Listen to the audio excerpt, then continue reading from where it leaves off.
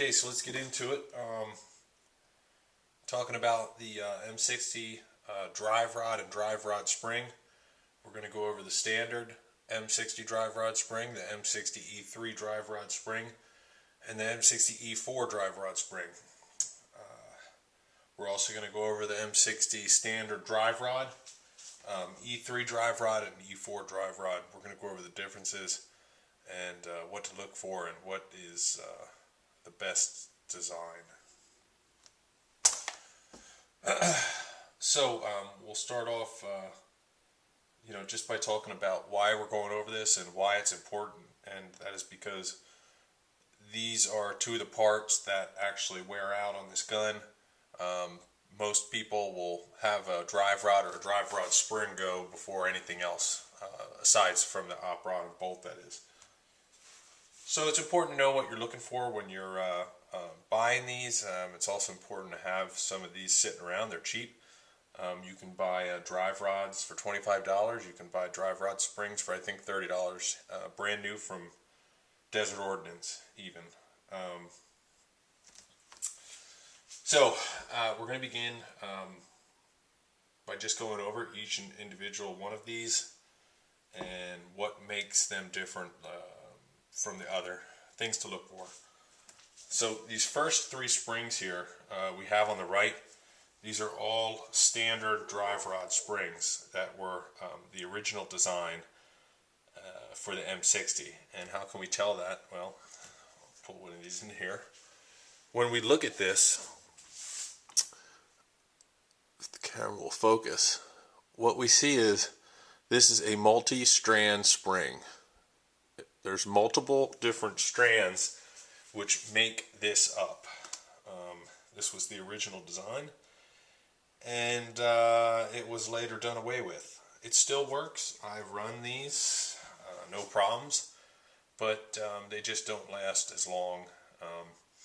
The drive rod and the drive rod spring are a part of your recoil system as well, and they're going to affect your rate of fire as well, depending on what you have running. These next two springs that we have in here, these are E3 drive rod springs.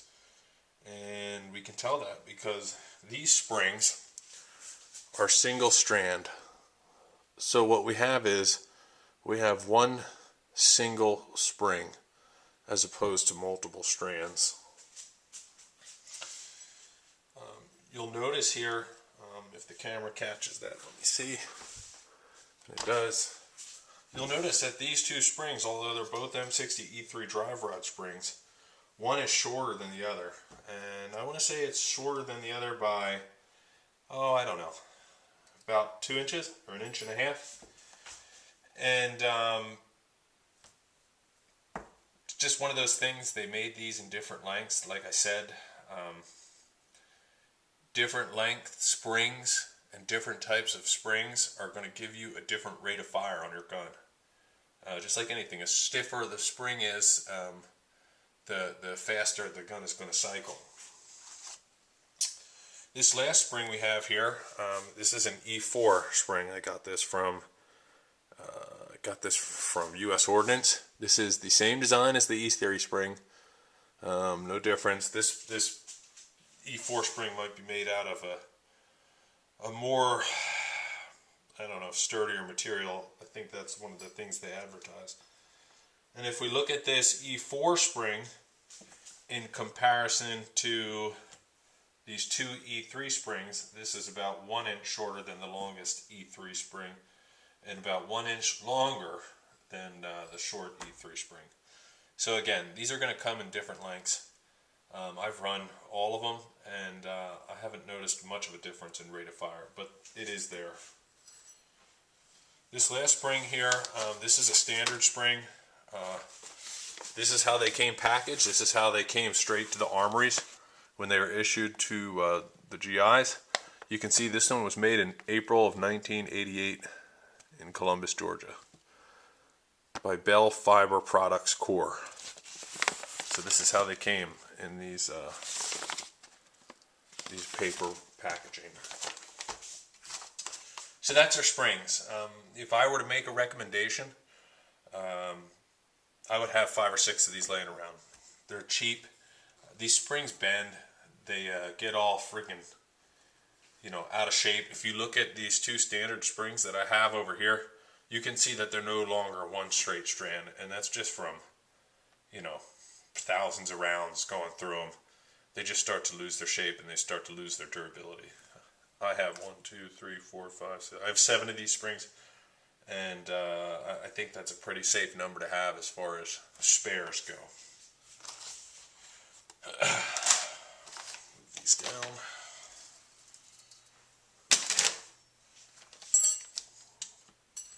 All right, drive rods.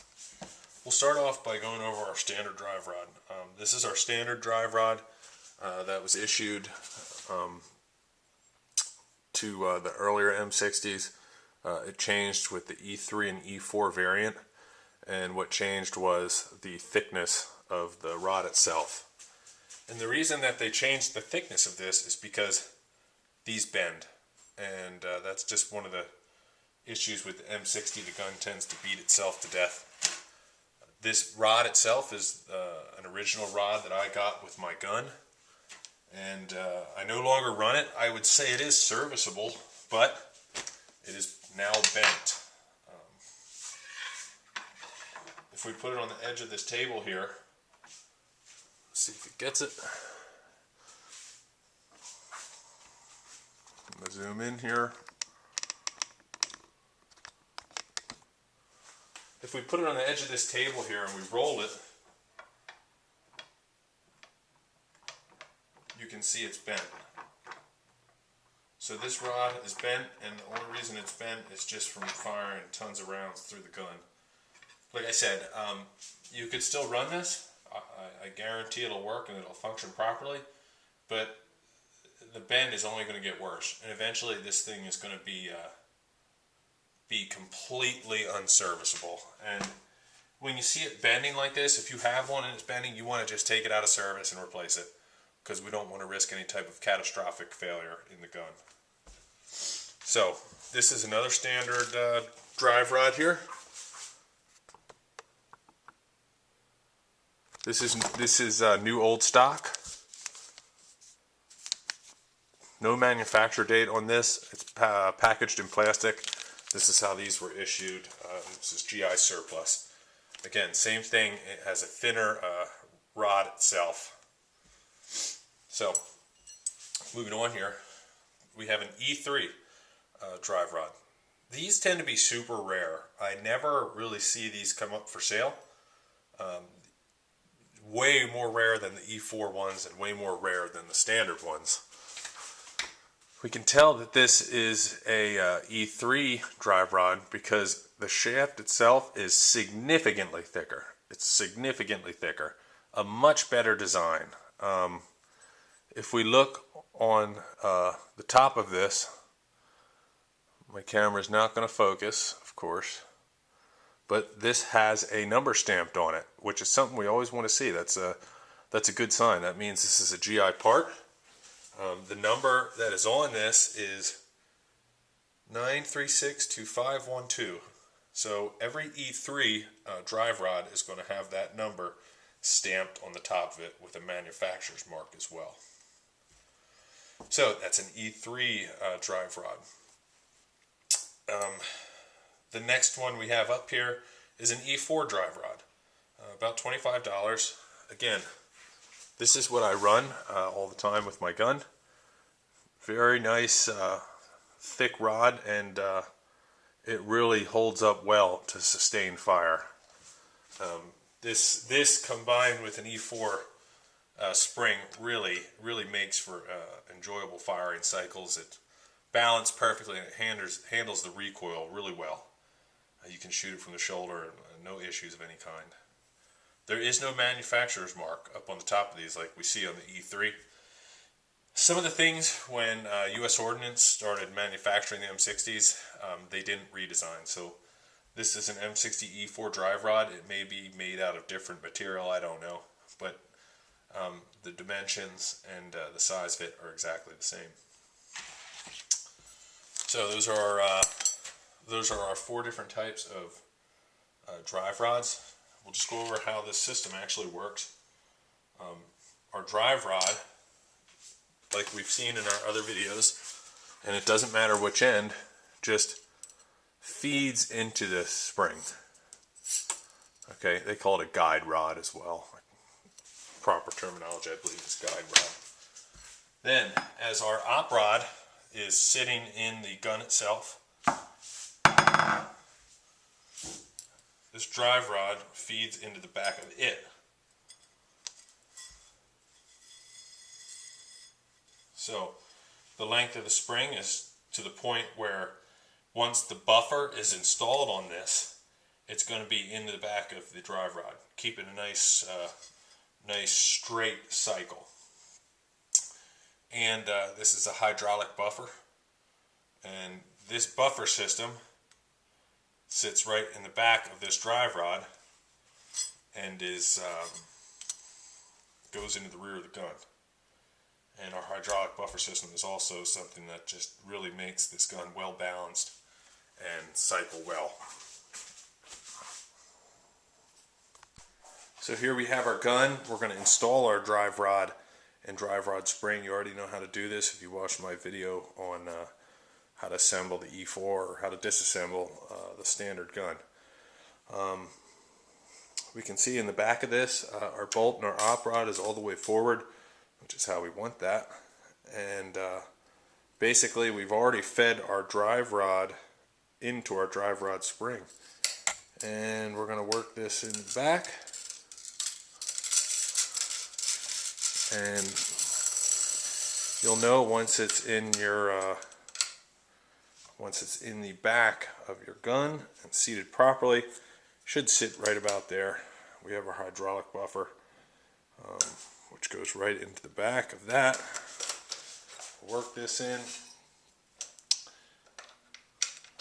and then we'll put our buffer yoke down, and it'll hold it in place. This is set up in deconfiguration, so we don't have a stock to put on here.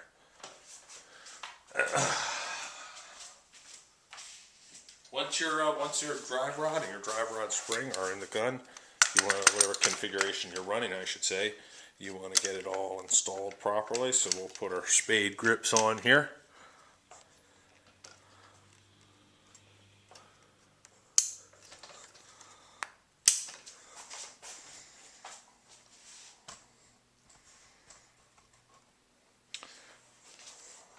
Spade grips are on.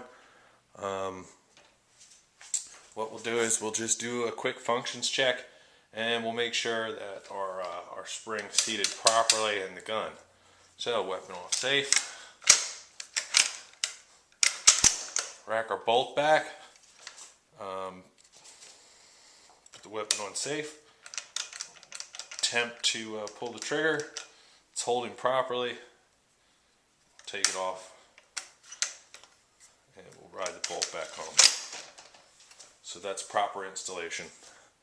Again, the moral of this is just that these drive rod springs and these guide rods, they bend, and they do a lot. And circumstances will all depend, but most of you guys out there that own these M60s are really putting a lot of rounds down, I guess. It's one of those guns that when it's out at the range, everyone wants to shoot it. So this is just one of the parts that you're going to want to stock up on. They're very readily available and reasonably priced. That's it.